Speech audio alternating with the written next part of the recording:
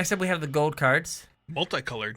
Yeah. So this first card is a throwback to a standard card we had last time we were on Theros. Yes, a like standard card, I guess. Staple. Staple. There we go. Yeah. Words are hard. Words are hard. So we had Fleecemane Lion all those years ago, and this is Bronzehide Lion. Mm-hmm. Bronzehide Lion is a green and a white mana. Yes. For a 3/3. Now, we thought that 2/3 was above rate. This is way above rate. It's way above rate. That's a very solid beater. It's a cat. I don't know that there's anything in Standard right now that cares about cats, but it is worth noting that we were just in Amonkhet not too long ago. We had Regal Caracal. Yeah, there was a couple cards that cared about cats. And then there's the guy from Modern Horizons, because the Cat Lord. Yeah, there was also like the cat that exerted and made cats. He was like a cat lord that exerted and made cats. It was a white card and exerted for green, or a green card and exerted for white. Green card exerted for white, yeah.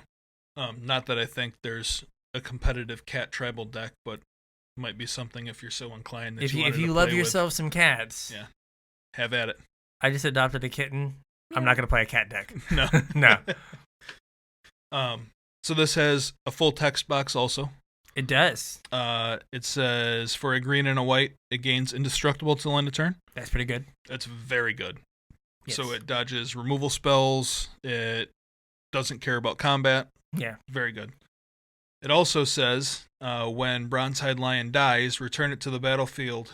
It's an enchantment with enchant creature you control, and green-white enchanted creature gains indestructible until end of turn, and this loses all other abilities. Yeah, I think when someone was talking about this card, I think they read it wrong. It might have been Arena deck list. Like the lion loses abilities, not the thing it goes on. So the thing it goes on basically just gets its first line of text. Right. Pay a green and a white to gain indestructible. Yes.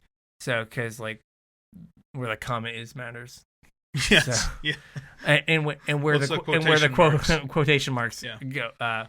So this might matter if there's like an aggro slanted or like mid-rangey constellation deck, where this can be like an early beater, and then when it dies, it comes back, triggers your Citizen Champion. Yeah, so it would come back. I guess it would come back and trigger Constellation? Yeah, it says it comes back. It's an aura. An aura enchantment. It doesn't say it becomes an aura. It is an aura. Weird. So I would imagine it triggers Constellation. That is super weird. Yeah. Okay. I hadn't thought of that. I was also just sitting here like trying to run through like aggressive like green white decks, like, you know, the green white like adventure decks, where this is just like a more reasonable 2-drop than some of the things that they had to play, or like the green white like Convoke decks, where what that legend is the green white that when you tap it makes a 1/1. Shauna? I don't remember. Shauna's the one that's green white, has power toughness equal to the number of creatures you control. Like Dominaria? Yeah. Or is that Sisay? Maybe that's Sisay. I think that was Sisay. I don't know. Yeah, I don't remember. Anyway. Like this is just a good undercosted 2-drop. Yep. And so you're just going to, like, if there is a green-white, like, aggressive deck, this card fits right in it. This would require you to play Plains, which is typically not been advisable. Yeah, I'm not going to do that. But this is actually, I was just thinking about it. This is kind of cool with that Citizen Champion, though, because it's on curve. So you play this on 2, you play your champion on 3, you trade this off in combat, it comes back equipped to your champion. And now your champion gives your champion, indestructible. And also you get to draw a card and put a counter on it. And then at that point you just never tap out of green-white again as you make your guy just like and then you win the massive. Game. Yes. I'm never going to tap. You're going to set a forest and a plains aside and be like, we know what this is for. Yeah. Attack you. Also, when you play this, you have like threat of activation. Like if you play this on 2 in constructed or limited, you just turn it sideways on 3. They can't block it. Right. Because if they block it, you just activate and eat it. Yep. And so like you just get to attack and then be like, all right, I'm going to play my 3-drop. And now do you have an answer for this? All right, cool. And so every turn you just attack and threaten to activate it. Yep. Clothis. God of Destiny. Dun dun dun. 1 red-green So 3 mana. for a 4/5. Okay. Legendary enchantment creature, God. Okay. Indestructible. Yep. Has the God Devotion text. Yep. Since it's multicolored, you have to have your devotion be 7. And it can be green or red mana. Yes. Or Or any combination. yeah. You can have 6 red pips and a green pip. Yep. It's on. And this counts for 2 of it, so you have to have 5 other. Other, yes. At the beginning of your pre-combat main phase, exile target card from a graveyard. Yep. If it was a land card, add green or red mana to your mana pool. Okay. Otherwise, you gain 2 life, and Clothis deals 2 damage to each opponent. So this is Graveyard Hate and Ramp And a win con. and a win con. Now, yeah, because I guess you get to eat cards out of your graveyard too. Yep. So From a graveyard, yep. So it does all the things. This is basically the entirety of Deathrite Shaman's text box squished into one text box that you don't have to activate. Yeah, it just activates itself. Yep. And it's indestructible. Yeah.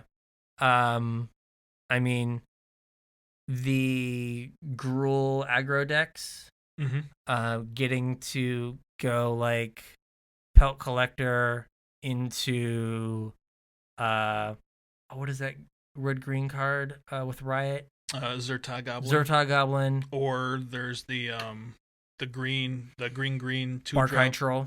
Or Barkhide Troll. There's the Knight from Throne. Oh yeah, the green. The green one was just 2 mana. There's also, wasn't there a green card earlier? Maybe, I don't remember. Yeah. And then you can play this on 3. And if you don't, you can play the Elemental Giant on 4, and then he's on, right? All signs point to yes. Yeah. Or I was thinking you play like Girl Spellbreaker. You can do that too. Right? And now you have a 3/3 hasty guy to go with your 4/5. Yeah, and you would have 2 mana open. You would. Because this gives you a mana. You just then play another Zerta Goblin. Get him. Get him. Or like you play a Questing Beast. Yep. Or any number of things. So even if you miss your land drop, you just still might get to play a 4. And you just played like a thing that was above rate at every spot on the curve. Right. And then your last thing is a 4/4 hasty death touch stupid thing. Yeah, Wall O text. Wall O text. So I think this is good. This is also like maybe in older formats, this is kind of a Jundi card. Yeah. People in general seem pretty down on this card. Okay. I think this might be one of my called shots. Okay. I think this card's better than people think it is. Yeah, I think it definitely has the potential to be very strong. I mean, Incidental Graveyard Hate is just good. Yeah, I mean, Scavenging Ooze sees play in every format it's legal in. Yeah. And this, like, also ramping you, it kind of does everything that you want a card to do in Jund. Like, like Thoughtseize into 2-drop of some sort into this guy. You're doing fine. Well, we know what the 2-drop is. Right. Yeah. It's my boy. It's your boy. And his tree friend. His tree friend. Like, Deathrite Shaman got banned in Legacy. It did. Because it was something you could play early, and it, like, just kind of sat around and, like, didn't necessarily have to do anything until later in the game, when it just won the game. It also had the side effect of you cast all of your spells. Right.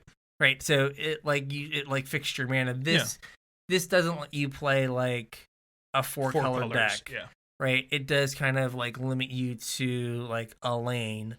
But, you know, even in a format like Legacy, this might be a little slow, but going like, you know, Ponder, Fetch Land, Brainstorm, and then you play this on 3, and then next turn you're just like, 2, you all gain 2. Right.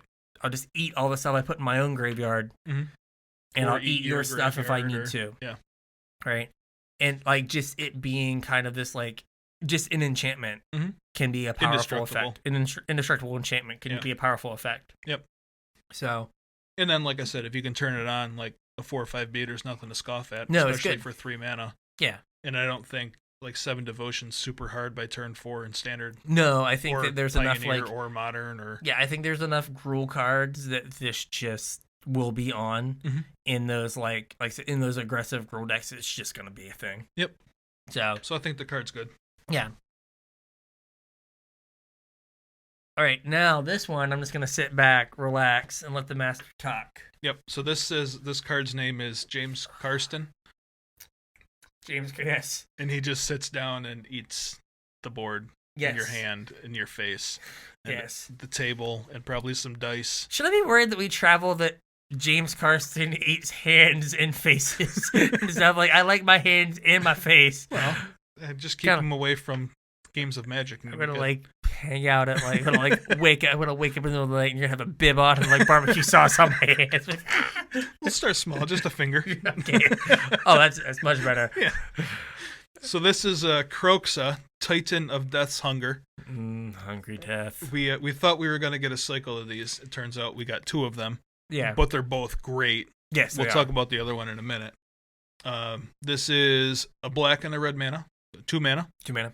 for a 6/6. That's big It's big for 2 mana. for 2 mana. It is a legendary creature, Elder Giant. Yes. Also not killed by cast off. Cast off. Yep.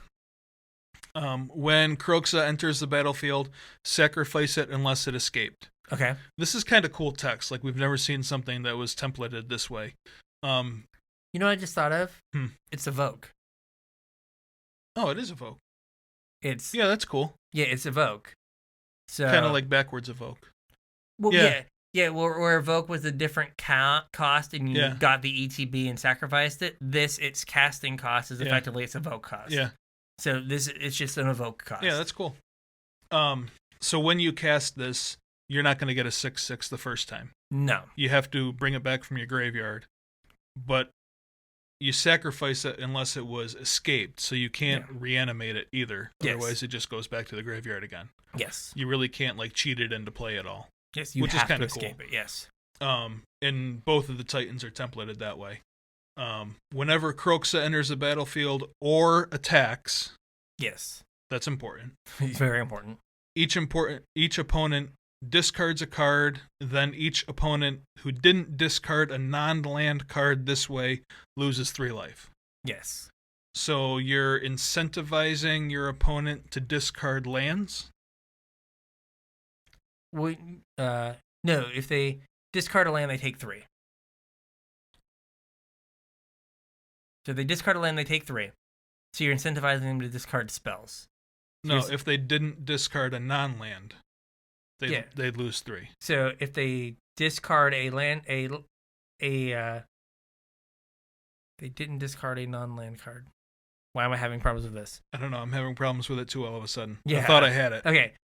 If they discard, if they discard a land card, They don't lose 3. they lose 3 life. So if they discard a land card, they lose 3 life. Okay, so it's the other way around. So if they discard a spell, Mm-hmm. they take no damage. Right. If they discard a land, Right. they take 3 damage. Right. So you're encouraging them to discard spells, Right. so they don't take damage, Mm-hmm. but they don't want to discard spells because they want to cast them. Right. So you have put them in a bind where that you either get an actual card from them, Mm-hmm.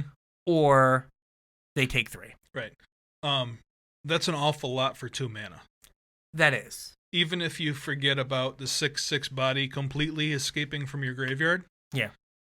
Just that effect for 2 mana, like that's way better than random card. It is. Yeah. Or it's way better than they choose a card. Yeah. Because you're kind of informing their decision for them. Yes. I mean, they still get a choice, Mm-hmm. but there are consequences to their decision, as Yep. opposed to just like 2 mana discard a card. Mm-hmm. And then it escapes for black, red, and 5 cards from your graveyard. Yes. And it has the same ability. So when it enters, it's going to do the same thing again. Mm-hmm. but this time you're not going to sacrifice it. It's going to stick around, and every time it attacks, it's going to do the same thing. Which is good. So you're going to make sure they're hellbent for the rest of the game. Yes. Yeah. This is very good. Very good. So, I think we've already laid out the semi-dream scenario in Modern, which is like fetch Thoughtseize, fetch, play this guy, fetch Lily, uptick, discard a card. This guy comes back. Play it on turn 4. Yep. Yeah. You effectively stripped your opponent's hand of everything and have picked one of those times and nudged them in the proper direction another one of those times. Yes. And then you then just have a 6/6 on turn 4. Yeah, and they're playing off the top of their deck. Yes. So, very good. You can send your foil copies of this card to me. Yes. I will take all of them. Yes. If they're the extended art, he would also appreciate that. Yeah. There you go. We need a P.O. box. We do. Yeah, there you go. Myrtle Beach Games. Send them here. I'll get them. Yeah. So the card seems very good. Very good. This is everything I want to do in a game of Magic. It sacrifices itself. Yeah. So sometimes I want to do that. I mean, interestingly, the red-black cards that trigger off of things being sacrificed trigger off of this being sacrificed. Mm-hmm. So, if it's turn 4 and you're like, you have a Mayhem Devil out, the sacrificing deals them a point. Yep. In addition to the discard. You can also respond. It's a trigger, so you can respond to the trigger by sacrificing it. Yeah, like if you feed it into the oven. Oh, I didn't think about oven. I was thinking Priest of Forgotten Gods. Priest of Forgotten Gods, or stuff it in the oven. Yeah. How many foods did you get? 2. Get 2 foods to stuff it in the oven. Yep. It's a big boy to get in that little oven, but sure we can is. do it. I think the oven's in his belly. Yeah. Yeah, I think it's good. I don't know. Again, like, there has to be a home for it in Standard. Oh, yeah, I'm sure there is. It's just figuring out what it is, just based on what else there is in the format. Yeah, I mean, there's not a whole lot of recursion other than cat in Standard, so like your graveyard's pretty free reign. Yeah. 5 cards isn't a ton in a sacrifice deck. No. I mean, you are going to get just random things in there. And if, this is your turn to play, maybe you're a little more incentivized to activate your Priest of Forgotten Gods or to fill your yard up stuff something else in the oven. Yeah. Like, I normally wouldn't put this goose in the oven, but it's time. Your goose is cooked, buddy.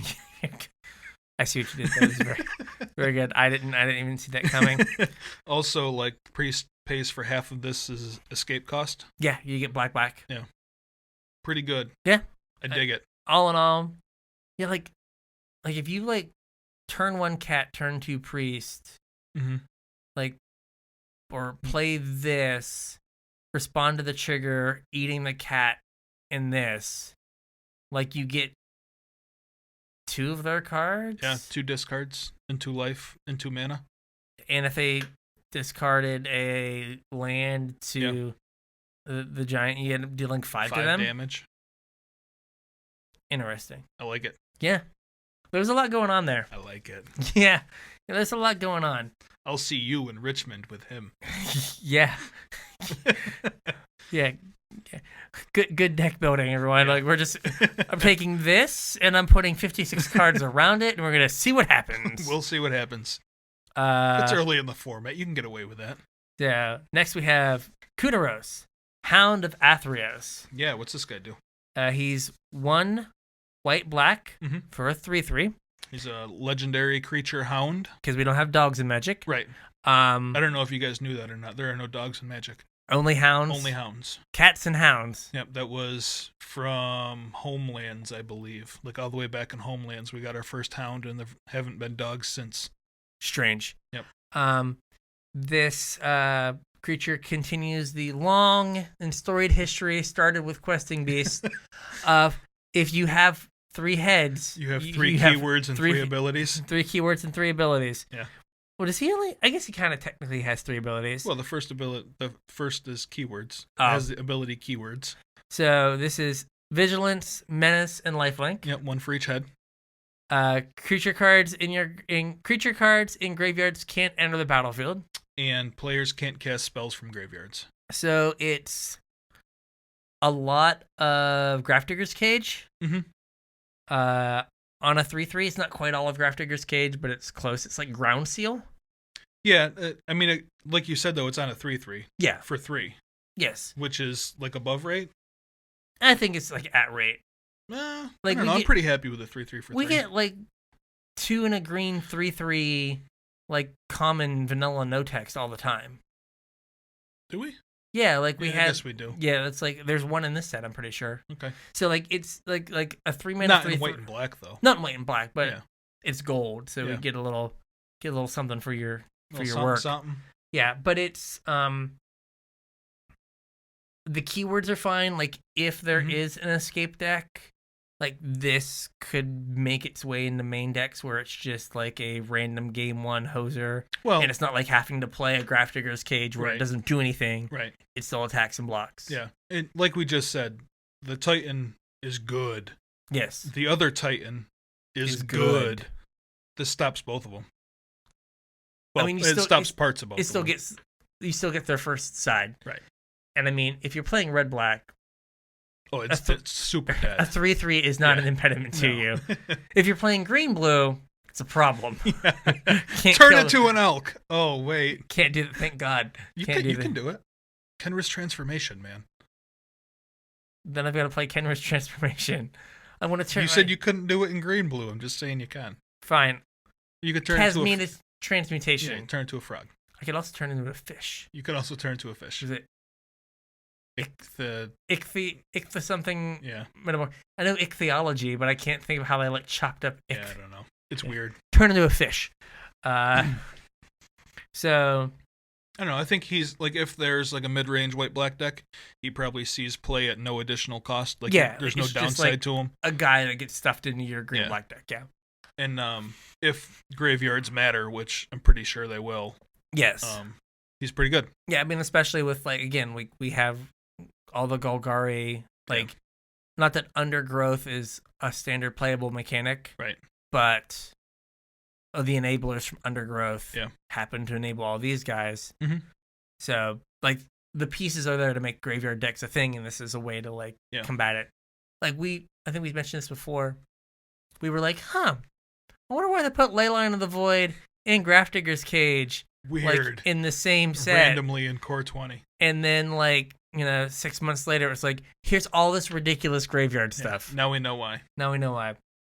So, the next card is a throwback to a simpler time in Theros, where things were alive. I'm having a hard time deciding if this card's good or not. So hopefully you can help me out. I also am having a hard time. All right. I really wish he was a green-black Titan, but yeah, me too. Yeah. So we have Pelucranos. Used to be the World Eater, right? Yeah, now he's Unchained. Yep. So Poly K is 2 green-black. Yep. Enters the battlefield with 6 +1/+1 counters on it. And it's a 0/0, so that makes it a 6/6. So it's a 4-mana 6/6. Yep. Welcome to 2020. Yep. If it escapes, it enters the battlefield with 12. That's twice as many. That is. Why is it twice as many? Oh, I don't know. Why is it twice as many? It's a Hydra. When you cut off a head, 2 grow back. Oh, yeah. So someone pointed this out. In the middle of the art, if you look at it, Juan didn't change us. There you go. If you look at the middle, 2 of the heads are purple. Oh, yeah. Those are the heads from when Banishing Light cut off his 1 head. Oh, that's cool. And so they grew back, so he has... Another purple. Yeah, so he has 6 heads. Okay. That's why he's a 6/6. Oh. Right? And so now, if you cut off all of his heads to try to kill him... It'll be a 12/12. 12/12. That's pretty cool. Yeah, there we go. It's a zombie. It's a zombie. I don't know if it matters. It's a zombie Hydra. Yeah. So, you can pay a green and a black, and Pelucranos fights another target creature. You skipped a line of text, Oh, though. I did. I'm sorry. If damage would be dealt to Pelucranos while it has a +1/+1 counter on it, prevent that damage and remove that many +1/+1 counters from it. So if it were to take 3 damage, you prevent 3 and remove 3 +1/+1 counters. Yep. So the damage is effectively permanent. Yes. Yep.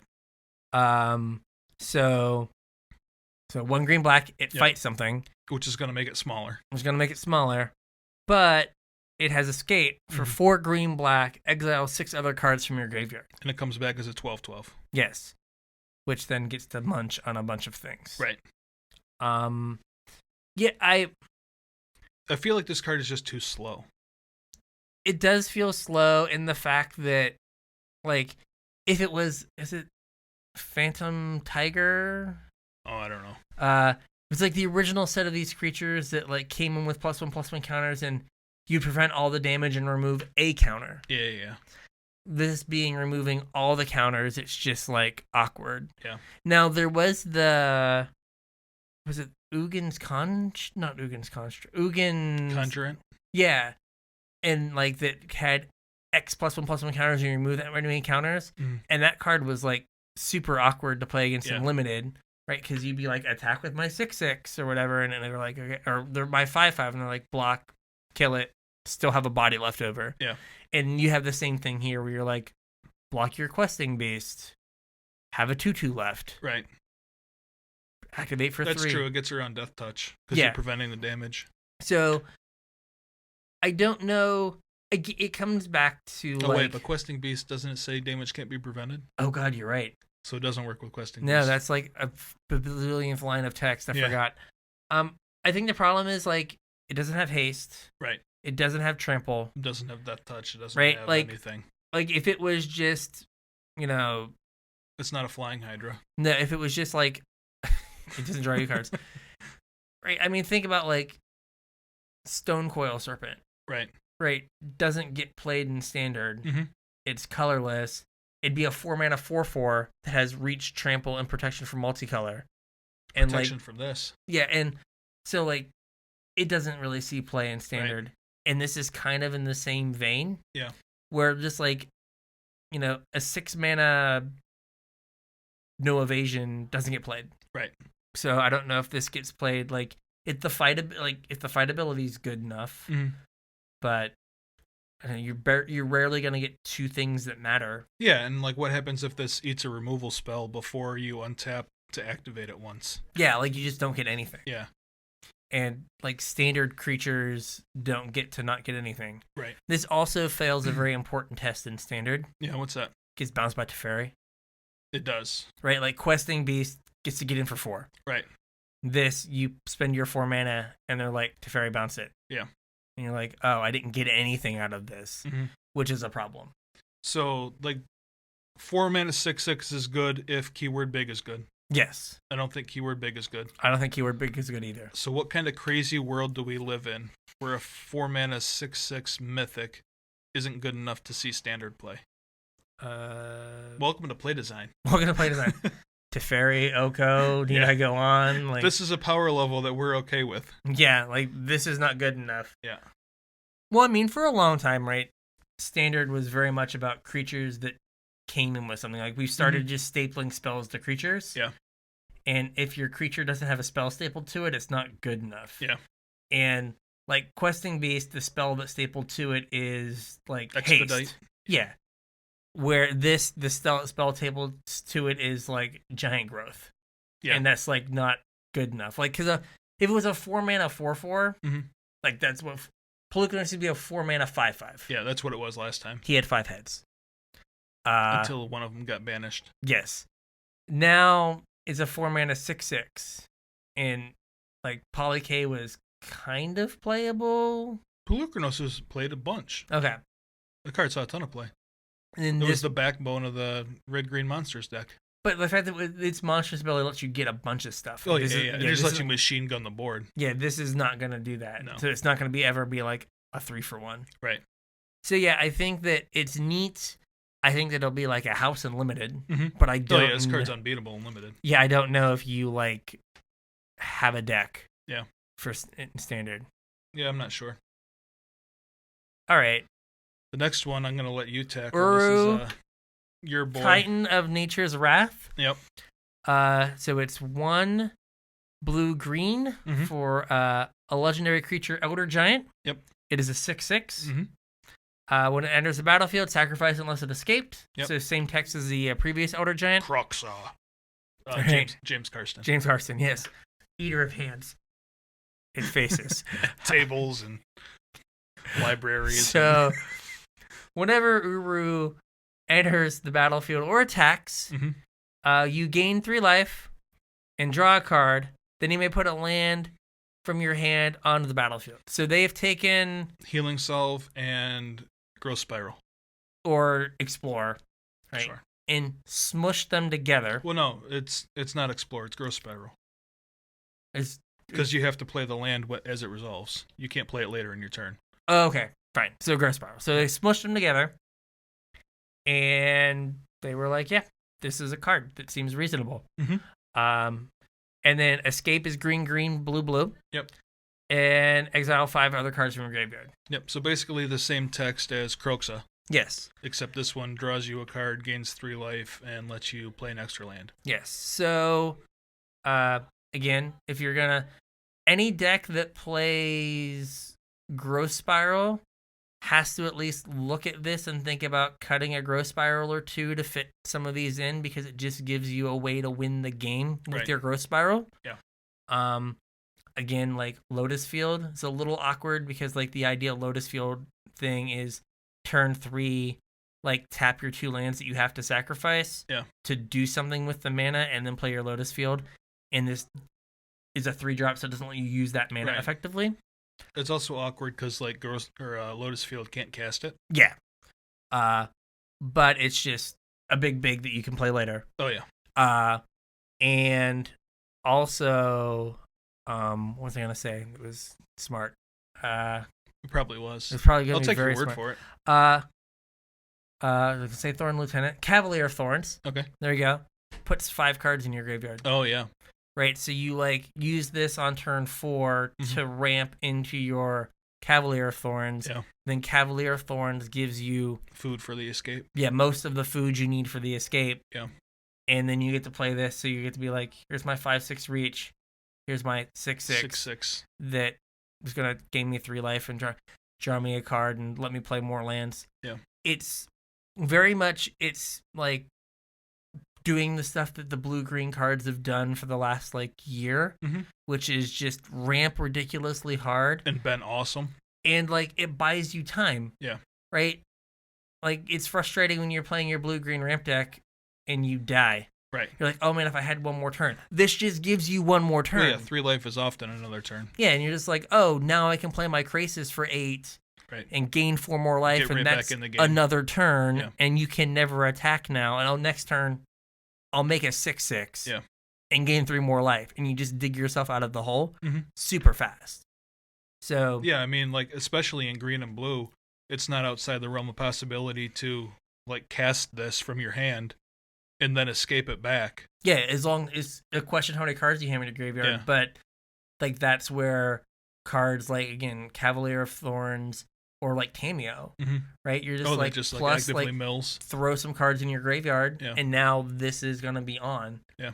Right, and I mean it doesn't have the same problem that a normal legendary creature has. Right, you just get to play 4. Yeah, because it's a spell on the front side. Right, it doesn't matter. Right. Well, I mean, kind of. Like you still have to pick one. Yeah, you pick the one you didn't escape. Well, right. But it's just a spell. Like then you're just reading it as like 1 blue green Growth Spiral gain 3. Right. I mean, same with your guy. You would play 4. Oh yeah, 100%.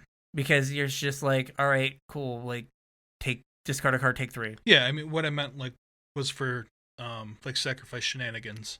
Yeah. Like you can't pick the one that your legend are ruling away because that happens like as a state-based action. You can't respond to that. Yeah. Yeah, you can't, like, you sacrifice the one you didn't escape to the legend rule. Right. And then you're still good. Yeah. It just plays as a spell. So, like, it doesn't, like, you just get to play 4 of them. You can't ever be flooded on them. No. Because it's just like, I'll use the spell side of it. So it's a pretty cool way of doing this. I dig this cycle. I wish there was more of them. Yeah, I wish they had finished the cycle. Yeah, I'm kind of bummed that we're gonna have to wait like 6 years to go back to Theros to finish it. Yeah. All right, so I think that is all of our gold cards. That is all of the gold cards.